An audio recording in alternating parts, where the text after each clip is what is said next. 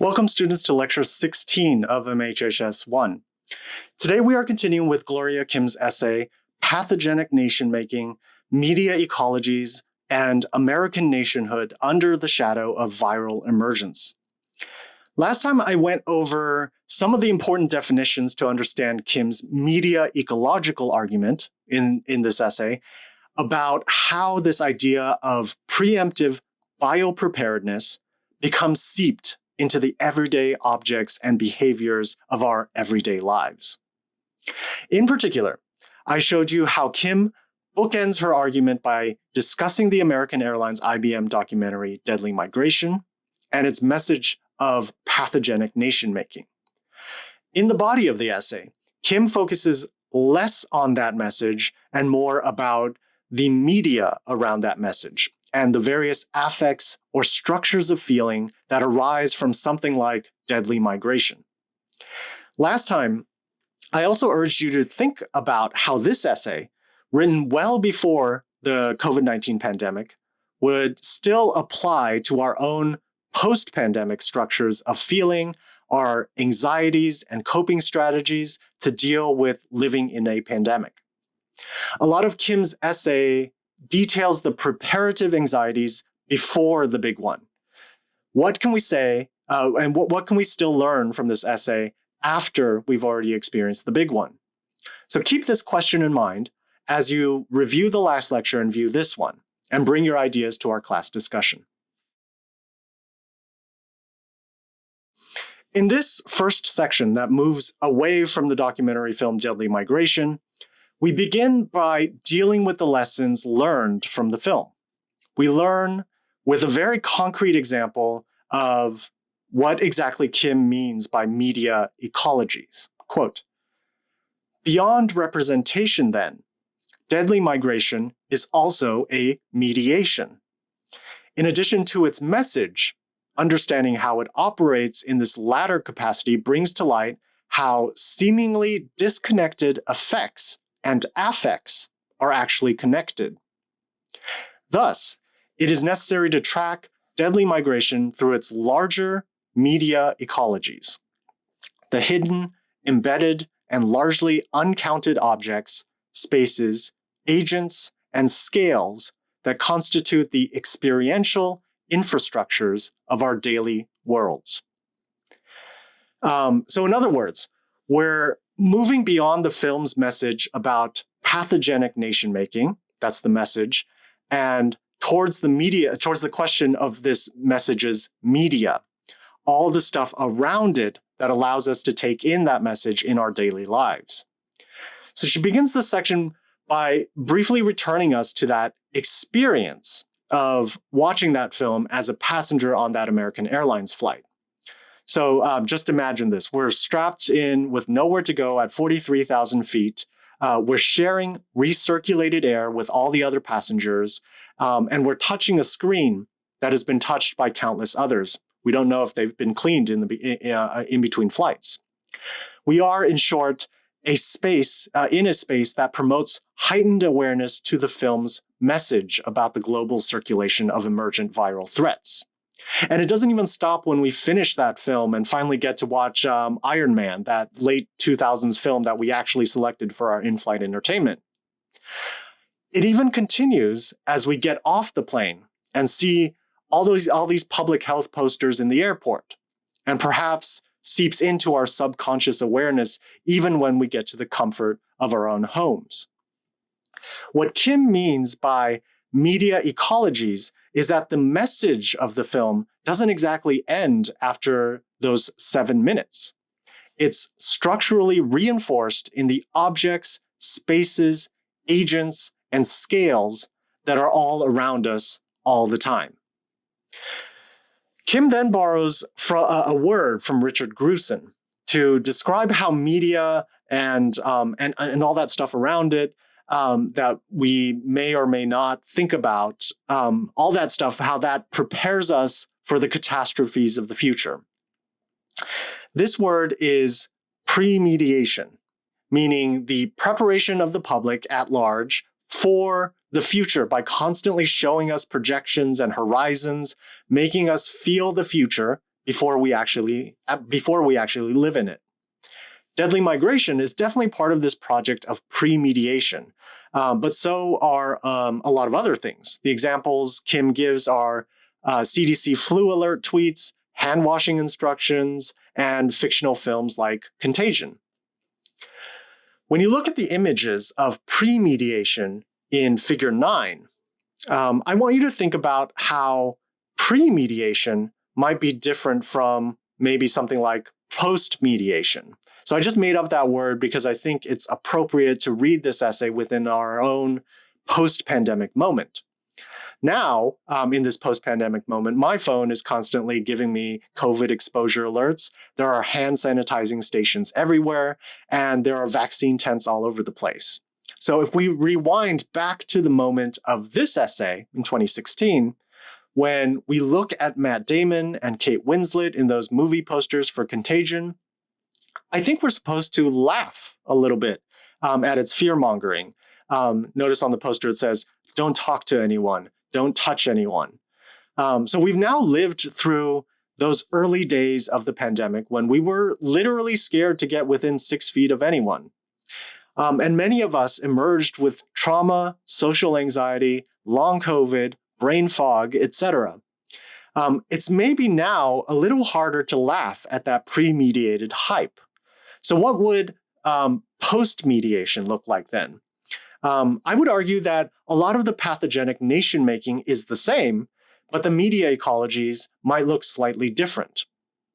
We're still positing a global pandemic in nationalistic terms, especially in the increased violence against AAPI communities, the haze around the lab leak theory, and the early pandemic administration's fostering of racist rhetoric. So as you digest this argument about pre-mediation, I want you to think for yourselves about the media ecologies of what's possibly called post-mediation. In the previous section, Kim talks about all the loud public health announcements and dramatic films like Contagion, that movie with Kate Winslet and Matt Damon. But she argues there's something quieter in the media ecology as well. And the useful analogy that she makes is to the idea of patriotic nationalism. The overt, in-your-face version of it is waving a gigantic American flag. In what Kim calls the theater of inattention, however, it's more about a kind of subliminal advertising that makes us mindlessly remember our patriotism rather than mindfully or actively brandishing that two-story flag.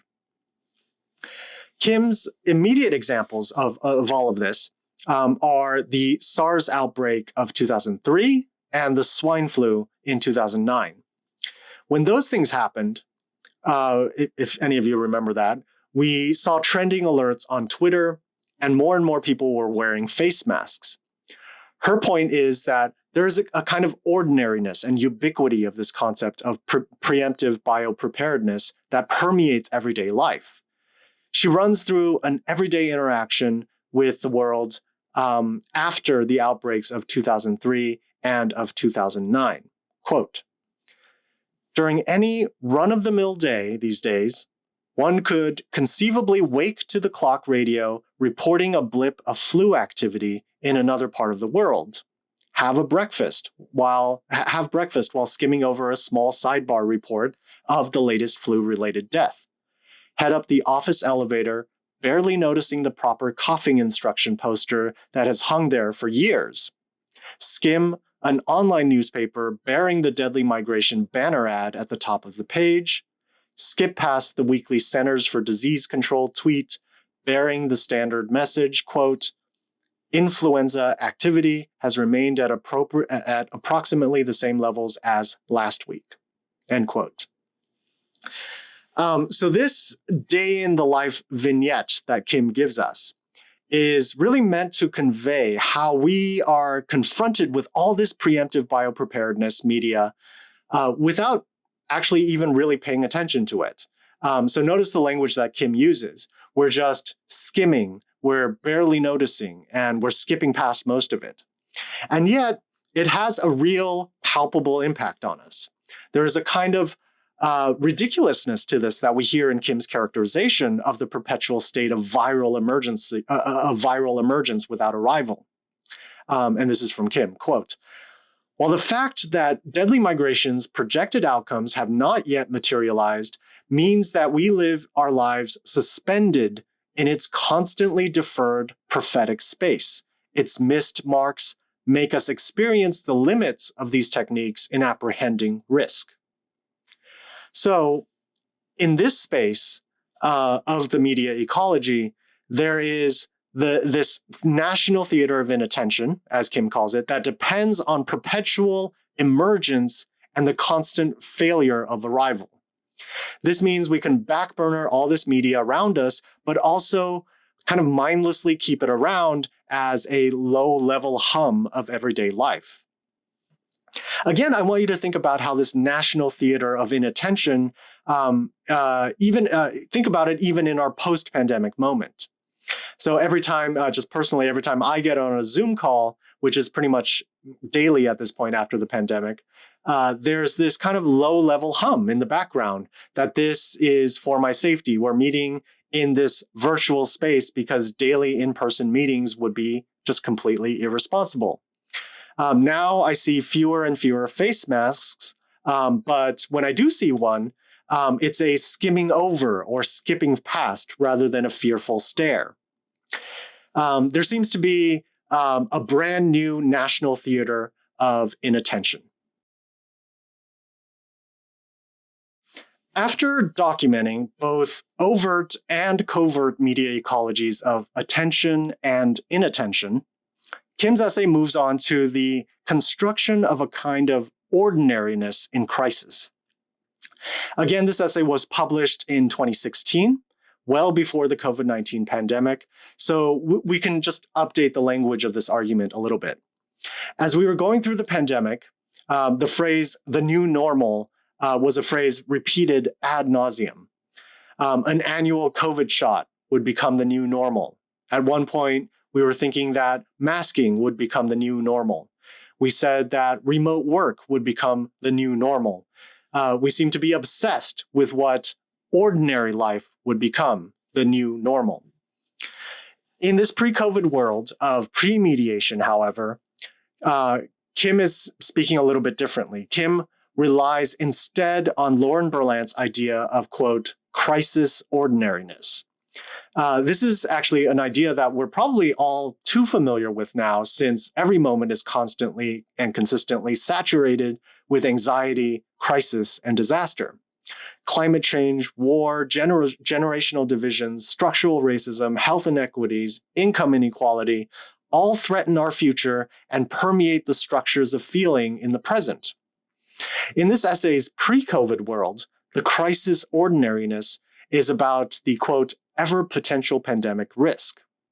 In our post-COVID world, we are still worrying about the next pandemic risk, but the crisis ordinariness is less about how to prepare for the big one, but to live with it and define it.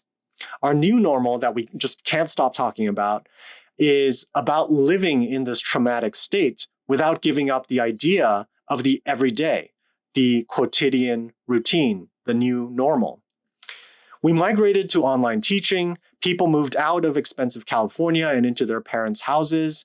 We started online cocktail parties. And just personally, I even started a weekly Dungeons and Dragons game with some friends. These are what Berlant calls, quote, non-dramatic responses of coping. And these things have become normalized into ordinary, regular, and just non-remarkable activity. Kim surveys an unlikely source in the comment section to pandemic articles for an explanation of this. The commenters she cites all have this kind of better safe than sorry vibe. Even when one commenter seems skeptical about the media representation of the pandemic threat, they still consider buying face masks for the whole family just in case. Some commenters went further in planning for the worst by storing food and water in case of emergencies. The better safe than sorry routine can also get a little bit racist. when people were avoiding Chinese food during SARS. So these little moments of routine, from reasonable to unreasonable, creep into our everyday lives through these media ecologies.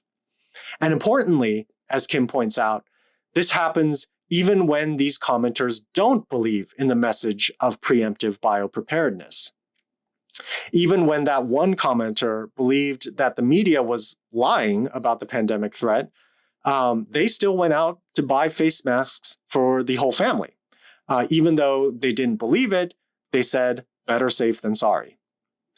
So what this powerful media ecological approach reveals is that belief in a particular message doesn't actually really matter. It's more about how the message articulates structures of feeling or thinking that does the work of the message even when it isn't believed. So it's not really that people are constantly fearing death from the next big disease. It's much more banal than that. It's more about the ordinary behaviors, sneezing into the crook of your elbow, hand sanitizing, washing your hands for 2 happy birthdays, etc. So these are the ordinary behaviors that make pathogenic nation-making possible, even when you don't believe in it. So to conclude this lecture, I want you to reflect again how these media ecologies look different in our post-pandemic age of not viral emergence, but viral arrival. I've suggested that maybe Kim's discussion of public health's pre-mediation might look different as post-mediation. I've suggested that the theater of inattention has maybe shifted affective registers, and I've suggested that the ordinary behaviors of crisis have changed significantly. What the essay still powerfully teaches us, however, is that none of these public health measures are neutral or objective medical scientific protocols. The MHHS lesson in this essay is that medical science isn't about an unthinking trust the science mentality. Instead, it is about media and media ecologies that structure public feeling about pandemics and the threats of pandemics. Rather than the blanket trust the science mantra of the early pandemic, we must remember that there is more nuance to be gleaned from our public health responses.